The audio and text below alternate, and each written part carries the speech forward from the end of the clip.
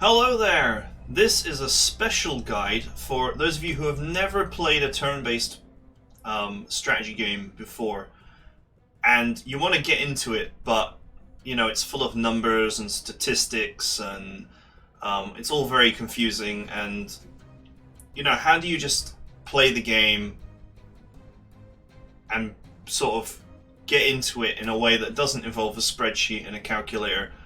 Well, today I'm just going to go over really basic intro to Panzer Corps 2, how to play it, and I'm just going to cover how you can simplify the game so you don't have to worry about loads of numbers and statistics and attack values and all that kind of thing. You can just categorize units into simple categories and then use them in a general way, in a generalist way. This is actually something that I do myself when I play. Is I distill down the essence of the units in the game, and then I use them knowing that they have a particular purpose, and that's, you know, that's the end of it for me. I'm not checking my stats versus their stats and all that kind of thing. So, you've never played Panzer Corps before, or you're really struggling, then this is for you. So first things first, start a new game, start a campaign, start the Poland campaign at the beginning, leave the difficulty on Colonel.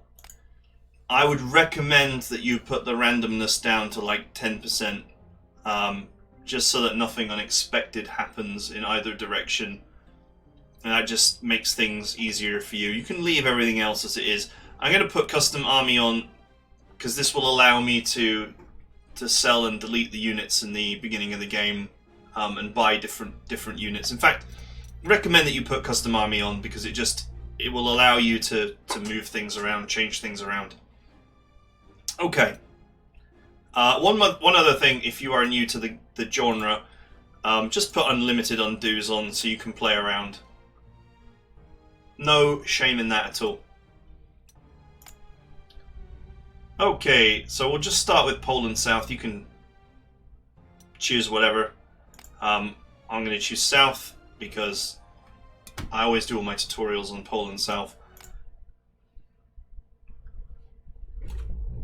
Okay, so the first things first is that you're going to want to put your name in here.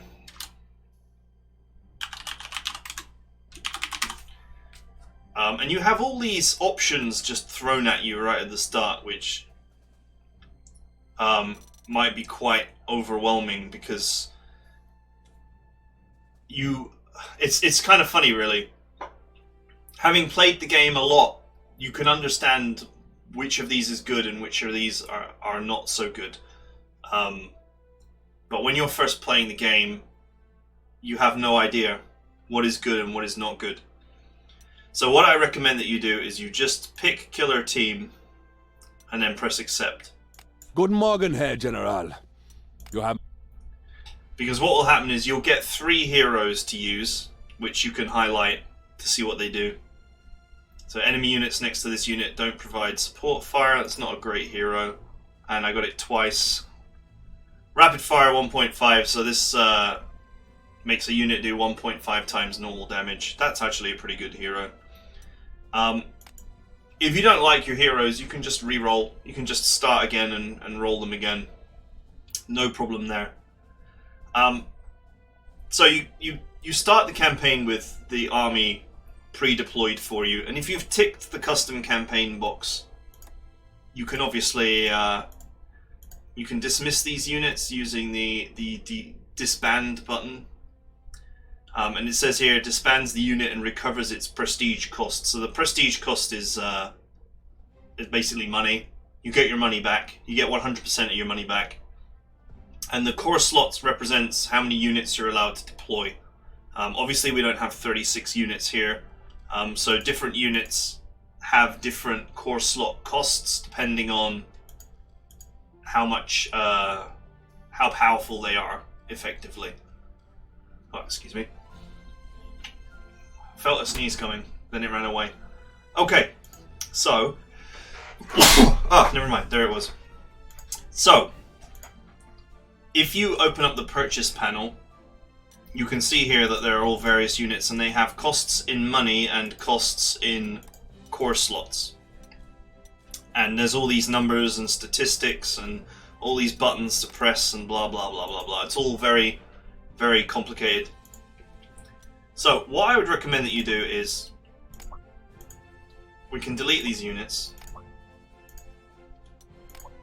to get our money back.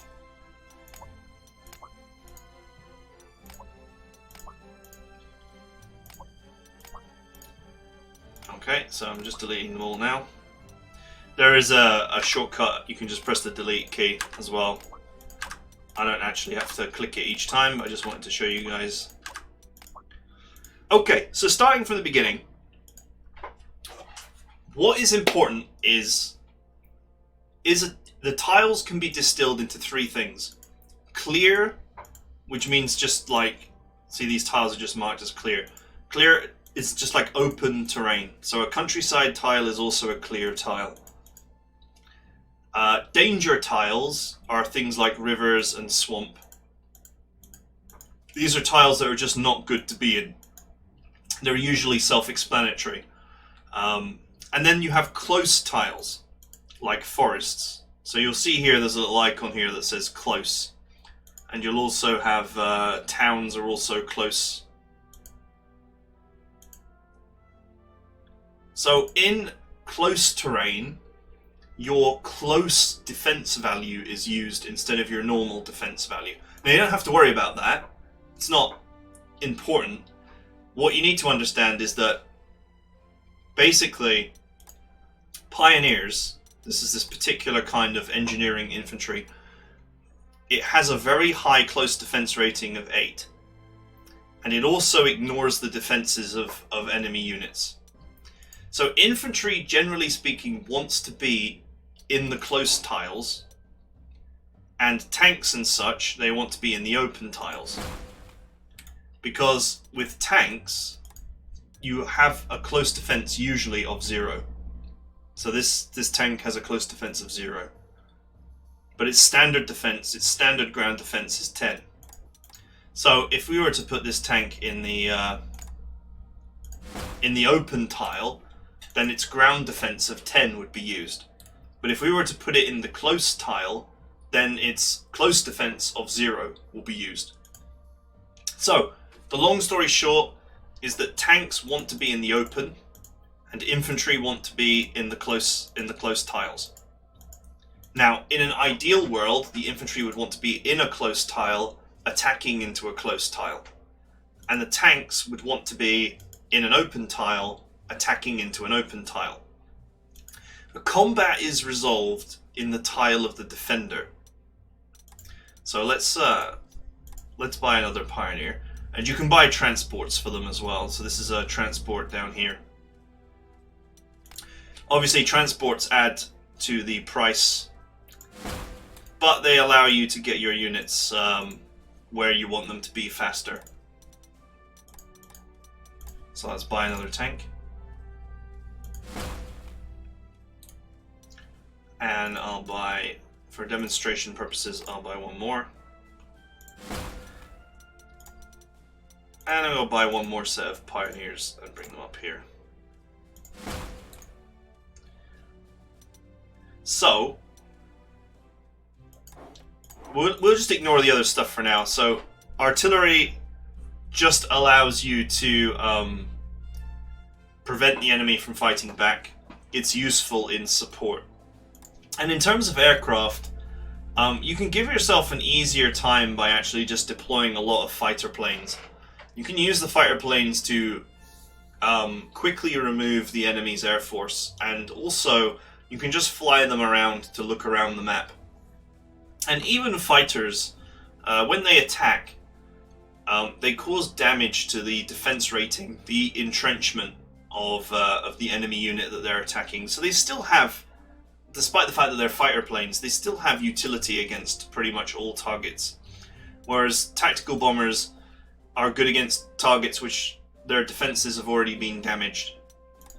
And strategic bombers, they tend to help you out with removing defenses in the first place. But let's not get too complicated here. So normally you would buy all your units, but I'm just going to buy a couple here just to show you the real basics. So, with this infantry here, which has a movement of 2, I'm in the clear tile, which is not what I want to be in for infantry. However, the enemy here are in the close tile. And that means that when I attack them, I will also be in the close tile. So you can see that here the result is quite good. I'd get 6 of them and they'd get 4 of me. So that's a winning engagement for me. Now you'll notice with the tank, it would be a disaster even with the support of the engineers here. Engineers can support units next to them. I would do 3 damage and take 6. The reason why is the attack would take place in the close tile, and the close tile, the tank in that tile, the tank has a close defense rating of 0, so it's going to get massacred because it has no defense. So even though you attack first, you're going to take horrible damage. Now the opposite occurs here. So you can see here, my infantry are in the open, and so is the enemy. I'm going to do 4 damage but take 5 because my attack is going to occur in the clear tile, and infantry is very bad in the clear tile. But the tank is going to do amazing damage because it's in an open tile, but the attack will take place in the open tile, and its defense rating of 10 will be used in open combat. So in this case, the tank is the winning move because tanks want to fight in the clear and infantry do not. Conversely, infantry want to fight in the close and tanks do not. Now, there are various bonuses that you will see appearing here, like mass attack ×2 and all that kind of thing. The more surrounded a unit is by units that have not yet attacked, so these units have not yet attacked, the more surrounded a unit is by those kind of units, the more you get these various bonuses that basically make the fight easier. And mass attack is one such bonus. Recon cars provide another such bonus. Any unit really that has its attack free helps out, and they all help out in different ways. It's not something you really have to get into the details of. It, you know, in the long...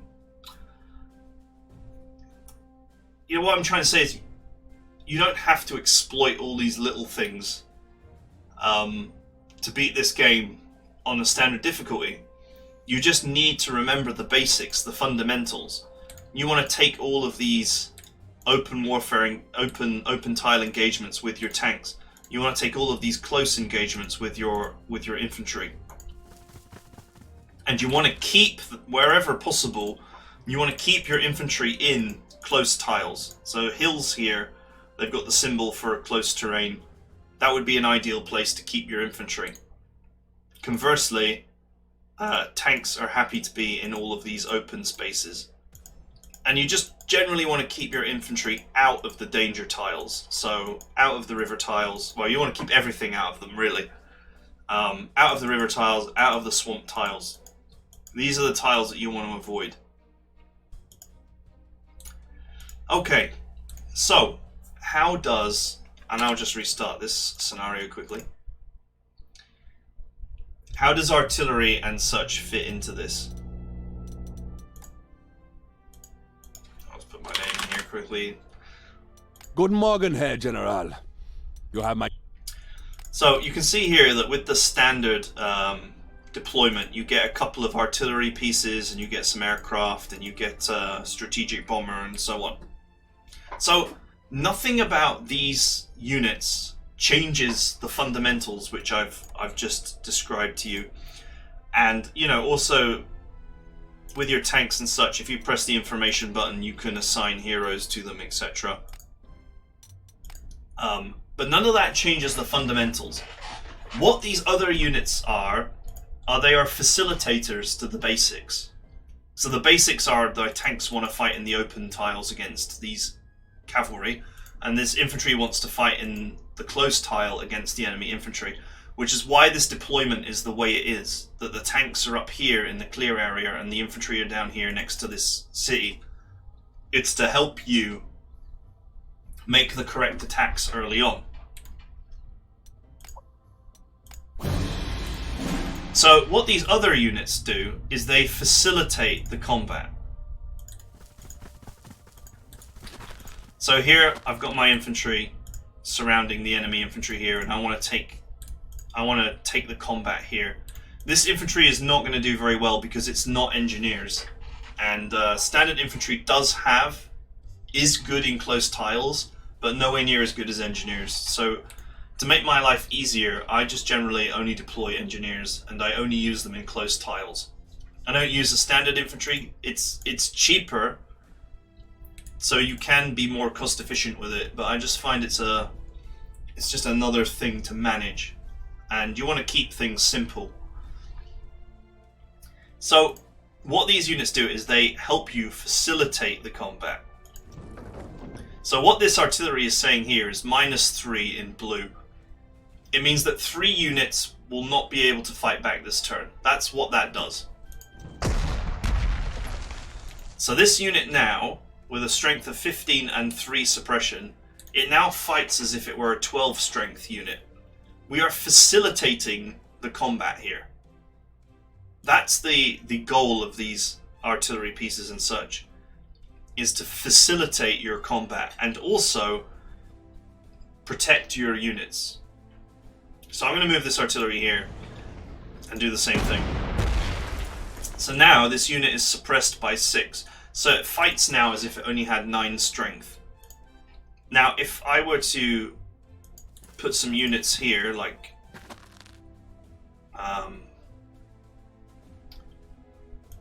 let's put the recon car there, for example, you'll see now that even the regular infantry is going to win in a handy way.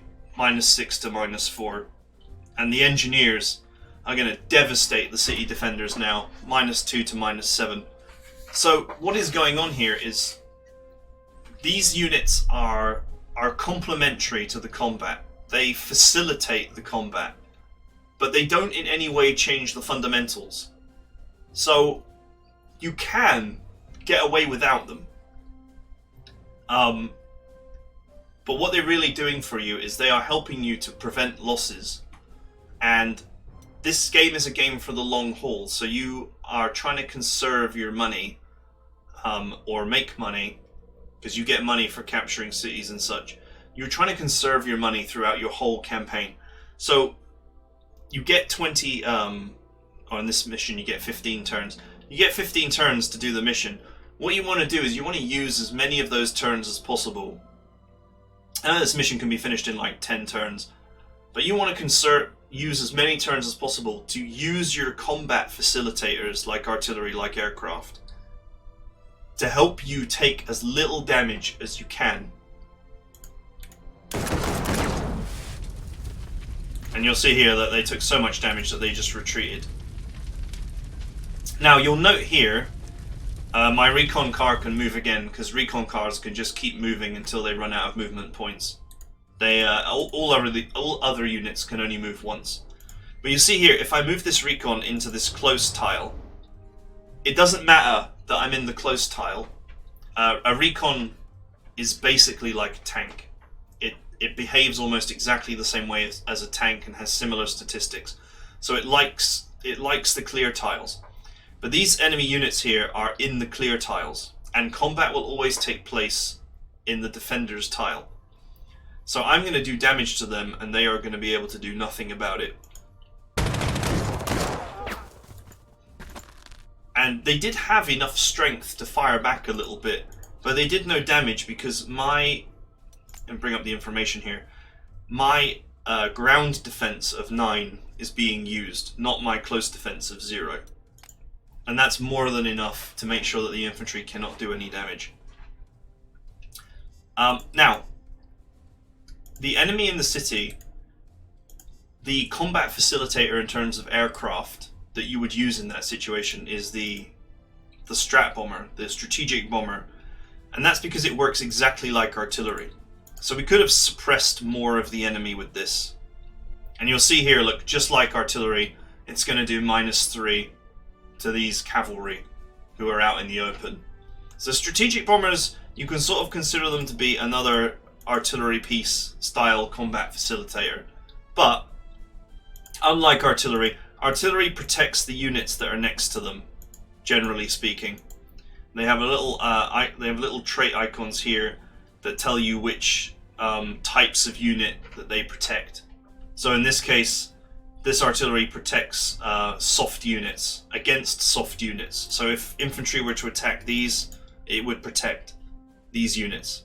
If tanks came and attacked, it wouldn't protect, because tanks are hard targets and infantry are soft targets. Now, the other kind of bomber, if you will, the tactical bomber, it doesn't work like artillery. It just works like a really nasty tank. So it has a similar level of effectiveness like a tank, in that units out in the open, it will do a hell of a lot of damage to, whereas units that are in a city or otherwise in some close position or whatever, hidden away, with high entrenchment, whatever, it will not do so much damage to those kind of units. So you use your dive bombers to basically put heavy damage onto exposed enemies that are out in the open. And by doing this, we are creating a situation where we take as little return fire as possible. So here, we won't even take one single point of damage.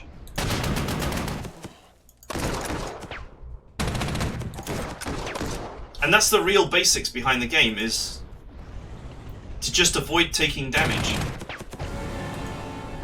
Now, another way to avoid taking damage is to provide your units with units that protect. So support units, basically. So fighter planes and artillery are both support units, and they protect the things that are next to them. So if you were to put your fighter here, it will protect this dive bomber and this tank and this tank. And if this tank were to be here, it would also protect this tank. Any unit that's next to it will be protected by the fighter. And what will the fighter protect these units from? It will protect them from aircraft, because fighters are just... and they all work the same way. All fighters work the same way. They're there to shoot down enemy aircraft. But they also protect you from enemy aircraft on your turn, as long as they can reach the enemy. So this tank here will not be protected, because even though this tactical bomber is protected, and this tank is protected, and this tank is protected too, this one is too far away. So this fighter does not protect this tank. Likewise, if I wanted to protect this front line here, I could put my fighter here, and it would protect this, this, and this from enemy aggression. So fighters are not just about, you know, moving them next to enemy units and then shooting them down, moving them next to enemy aircraft and then shooting them down. They're also about protecting your units. Now this bomber is quite vulnerable here because nothing's protecting it. So if an enemy fighter came along and found this bomber, it could shoot at it and it wouldn't be able, you know, it would do loads of damage. So you're always going to be thinking about how to protect your units, even the ones you've not really used. And it might be tempting to run forward and find something to bomb, but it's almost never worth the losses. You're here for the long term, so you don't want to take any damage wherever you can. So in this case, you want to put your bomber next to your fighter somewhere. Any tile will do. And what that means is that if the enemy comes along to attack this bomber, it will now be defended by this fighter plane. And the enemy has obviously not done anything here, so That's totally fine. So, what I'm basically saying is, and I have played some campaigns without any combat facilitators, we'll say. I've played without any artillery, without any aircraft, just using tanks and infantry. Tanks and infantry are basically the cornerstone of the game. And as long as you stick to the rules of, you know, using your vehicles in clear terrain against units in clear terrain, and bringing your infantry to bear against enemy units in close terrain, then you should generally not have any problems. Just make sure you understand which tiles are clear and which ones are not. So for example, the dirt airfield, it's not immediately obvious what kind of tile this is, but it is a clear tile. And it just takes a little bit of time to learn these things. So it does not count as a close tile, it is actually a clear tile. Now the actual close tiles have actually got a little close terrain icon on them, but it's not always, you know, immediately obvious from a glance that something is close, so be sure to check. And also obviously beware of the danger tiles, like the river tiles, like the swamp tiles. These swamp tiles are actually marked with vulnerable position, which indicates to you that they are a danger tile. But rivers are also danger tiles, but they're not marked. So just be careful in that regard. And just think about, you know, this here is a close tile, and the enemy will always defend all of its cities. So you need to be thinking, oh, I need infantry up here because there's a close tile, and I need infantry to clear a close tile, generally speaking. Oh, there's a close tile here, I need infantry to clear that. Then this whole area is quite open, there's another close tile here. And so you're sort of thinking, oh, so what I need to do is I need to bring my infantry here to clear this close tile. Then I need to bring them up here to clear this one and this one. Meanwhile, my tanks, avoiding the close terrain, could come and clear this. Then maybe at the same time that this infantry is going up here to clear this, it can come down and clear this area. So you got to think about moving your clear combat units through here, and your close combat units through the close tiles. And then using your combat facilitators, your artillery and your aircraft, to make those combats as cost efficient as possible, to trade as little of your units for as many of their units as you can. So you'll notice here that this is an anti-tank in a close tile. Now, tanks are terrible against units in close tiles, obviously, because they've got no close defense. To then further face a unit that's great against tanks would result in a horrible mangling. But here we have our infantry available to get the job done. So we don't need to bring our combat facilitators here because the anti-tank unit is so horribly bad against infantry, it would be a waste. So there's no point in wasting our units here, our combat facilitators here, our artillery or our aircraft. There's no point in wasting them because we can win this combat without them very easily. Now, here we have infantry on the close tile. And no matter how we engage onto the close tile, we are going to take a couple of casualties. Now, you may say to yourself, well, that's fine, I'll take a couple of casualties, not a big deal, I'll kill the enemy and move on. But it's the wrong attitude to have, because you want to preserve your wealth as much as you can, because this campaign will go on for 40 missions, 50 missions, you really get into it. You need to save all that precious money whenever you can. So in this case, this is where our combat facilitators will really shine. We can bombard this unit, crippling its ability to fight back, and then we can move our infantry in to finish the job. And we can see here that our recon car would get two 2 casualties here and not take any return fire whatsoever.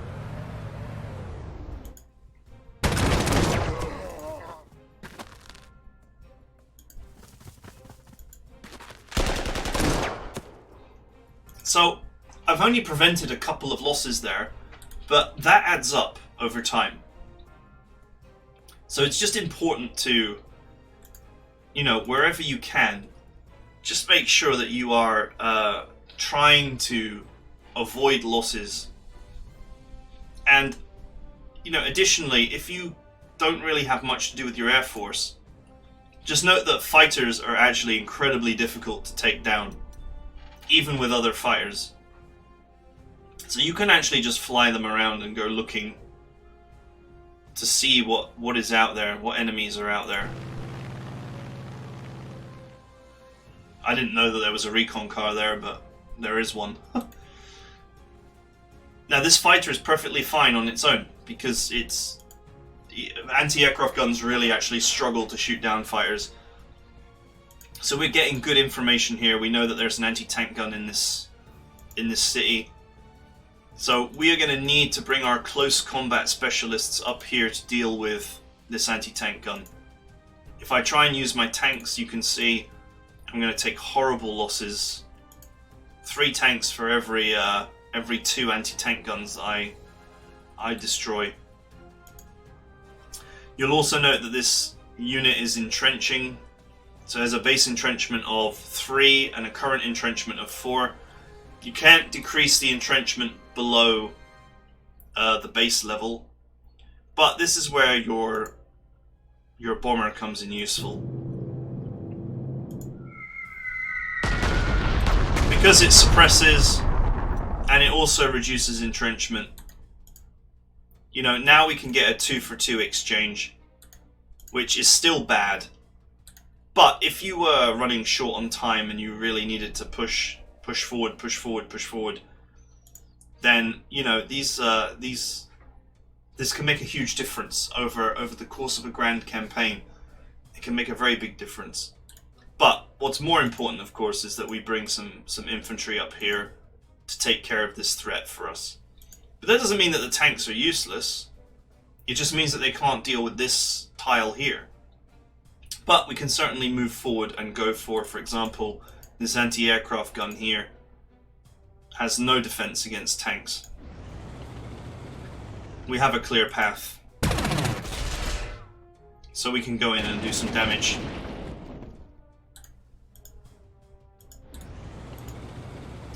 Now, you may think, oh well, this tile's dangerous because it's next to the anti-tank gun, or you know, these infantry are here, etc. As long as you keep your tanks in a clear tile, then they will always be able to defend themselves well. Likewise, as long as you keep your infantry in a close tile, they will always be able to defend themselves well. Now, there are not a lot of close tiles on this map, apart from this forest area here. So your infantry will always have a level of vulnerable that you won't be able to do much about. So just be sure to move things like your artillery, etc., into positions where they might best be able to defend your vulnerable units. And you'll note that when you buy artillery and it's got transport, you'll see 2 icons, one which is a truck with an arrow and another which is just a truck. The truck with the arrow means that they can unpack and be ready to defend on this turn. So that makes this the ideal position to defend this, and this. Okay, that's the really basic basics. I hope that this helps someone out there get started. And if you just follow the real basics, you should be able to get very far. And don't worry about all the stats and statistics and all the rest of it. It doesn't matter as much as what these little abilities matter. So, if you just make all your infantry pioneers and remember that you use them for close combat, that's going to work out fine for you. If you just always buy the latest tanks and you make sure that they're always engaged in open combat, that's really as much as anyone should need to do on the basic difficulty level. And then just remember that your combat facilitators are there to help you take less losses. But don't go overboard with them. Because at the end of the day, all they do is help to facilitate the basics of the tanks and the infantry. They don't in any way actually help you push forward or you know, their core slot cost is very high. So as the game rolls on, you get increasingly sort of more to do in the amount of turns that you have. Buying too many combat facilitators and being too greedy with trying to prevent casualties can cause you to run out of time. So just try and keep in mind that while they are good and they are useful and they will allow you to save money in the long term, you don't want a whole army of the things. You still, at the end of the day, need boots to push the enemy out of the close tiles, and you need treads to win the open engagements for you. And I've gotten through the entire game without ever using an anti-tank, so I wouldn't worry about them. Okay, I hope this helps somebody out there get started, and I will see you guys next time.